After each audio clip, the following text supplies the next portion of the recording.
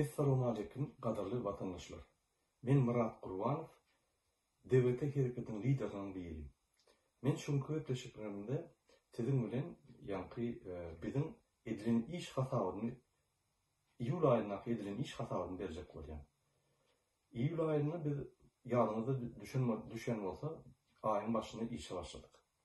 İyul ayının birinden ya üçünden on tapawut yok. Biz işe başlandığımızda birinci bilen biz platformany, politik platformany sizin gözüňizde, sizin dikkatinize berdik. Şu politik platformanın üstünde diskussiýalar geçirip adamlara düşündürdük. Ondan şundan bir akts ettik. Ak kepleri parahatlyk we adatlyk keplerini Türkmenistan'a koyverdik. Şu keplerde bir listovkada şöyle Türkmenistan'ın konstitusiýasynyň kanunlaryny we adam hukuklaryny goraýan kanunlaryny beýan etdik. Ol aksamy her günde de gidip dur. Türkmen raýatlarynyň Türkmen raýatynyň garaşdanlary Türkmenistan'daky şolara öz hukuklaryny goramany kömek edýär şol bizim iýeren listovkamy. Ondan başga da ikinji aksiyany goýberdik. 6-njy gün gezilenç aksiyasy. 6-njy gün 19-dan 20-ge çelli biz öz halkymyza şu köçe çykyp gezin diýip haýyş etdik. On tapawdy olar bize jan etdi, habar berdi. Biz öýdüň gelýär, bize saklayan adam yok.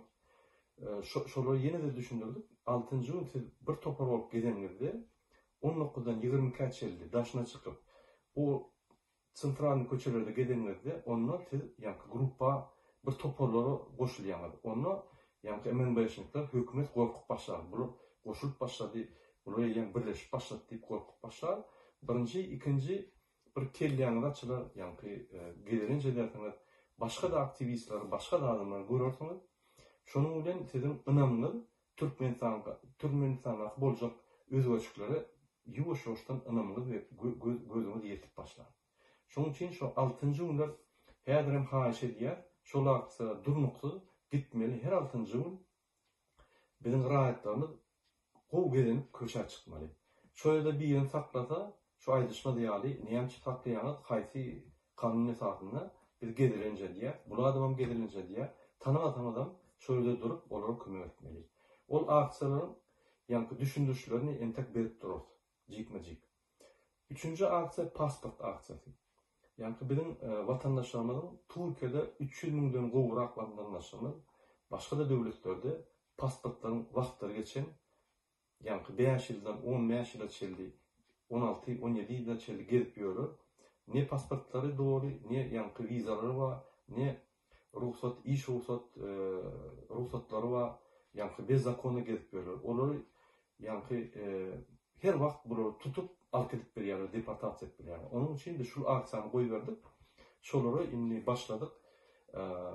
Kömek etmäni, bütün dünýä insan hukuklaryny goýan edalar bilen birlikde bir topar döwletleriň öňe giden demokratik taýdan döwletleriň ýolbaşçylary bilen şolara kömek etmäni mesele goýduk. Onun günne lideri çykyp durar, onun her meseleni çözgütlerini biz düşünürür durur.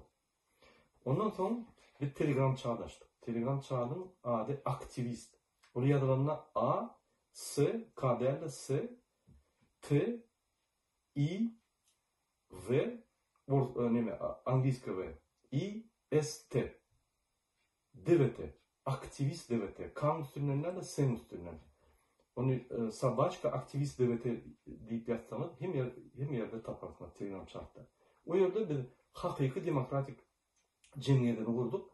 Şöyle bizim raýatlarymyz ya Türkmenistan'da yaşak edenler ya Türkmenistan iladi, Türkmenistan halkı, Türkmenistan vatanı bilen bir gatnaşan adamlar şöyle diskussiýalar geçip Türkmenistan'ın bunun zatları, bol gelýän zatları, boljak zatlaryň öz ideýalaryny berip, böyle misallaryny berip diskussiýa edip demokratik cemiyeti kurduk şonunda.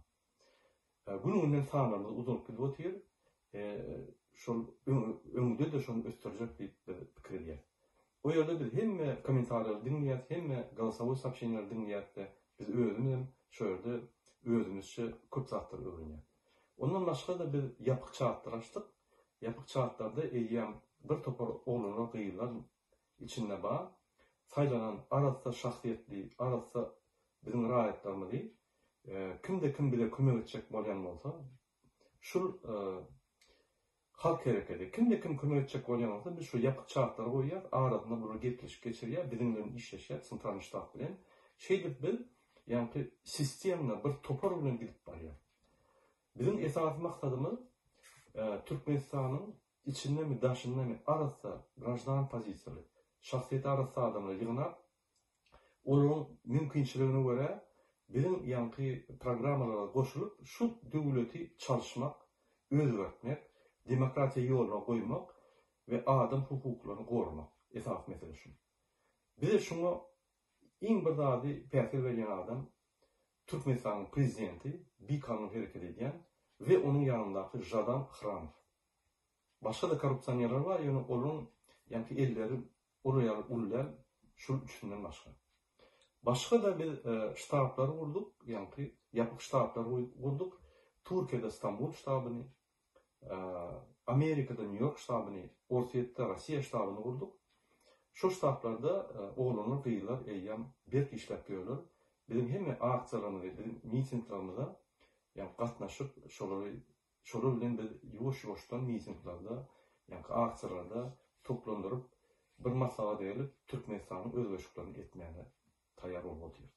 Alayda häzir İstanbuldaky bizim ştabymyz ol söwüşiň birinji liniýasyna girip dur. O ýerde pasolsa bilen, ýani KNB'ler bilen görüşip ýatyr.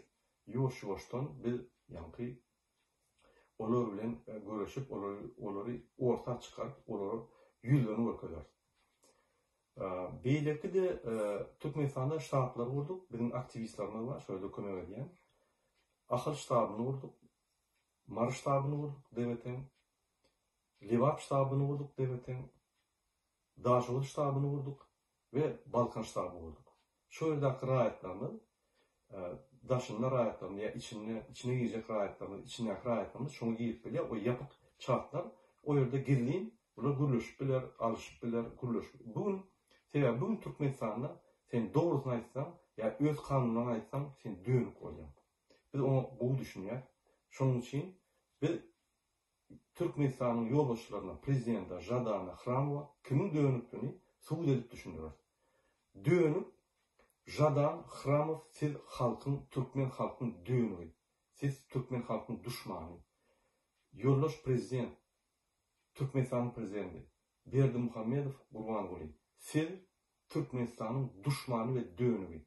Siz Türkmenistan'ın adamlarının konstitusiýasyny goram, konstitusiýa haklarını goramandan beter, siz şu konstitusiýany bozup, bunları dönük deyip, bunları helak edýäňiz.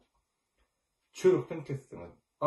Açlıkta öttüňiz. Koronavirusa hiç bir görüşüp baranok. Olap baryan görüşünün hiç şart. İşsizlik, ekonomika yapıldı sizin için. Sizin dolandırıcınız hiç hili rezultat berenok. Onda şundan bizim Türkmenlerimiz, Türkmen raýatlarymyz, Türkmen grajanlarymyz bir zat diýse, orada dönüp deyip, ýanky türme basýar. Onun için biz şoňa garşy görüşäk nesip boldy. Başka da ulu işlere diýär, ýanky devletin topary bolup, ýöne şu kysgaça tede atşyrdym berdim, hatalyk berdim, ýanky edilen işler boýunça. Bolsa da edilmeli işler gaty köp, ýöne şonda da biz açyk hereket etdik. Inlik aýlarda mundan beter hukukly hereket ederdik. Pikir edýän bizim ýanky aktivistlerimiz bilen. Siz de egerde isleriniz bolsa, bizim toparlarymyza goşulyp, bizim bilen işläp bileje öňe hereket edip, Türkmenistanyň bu korrupsiýalary, Türkmenistanyň diktaturasyny aýryp, demokratik döwlete gurmagyna kömek edin. Sağ olun dinleýän üçin taňa ýakyn gadarly adamlar inlik epşiklerde duguşup durýar. Sağ olun.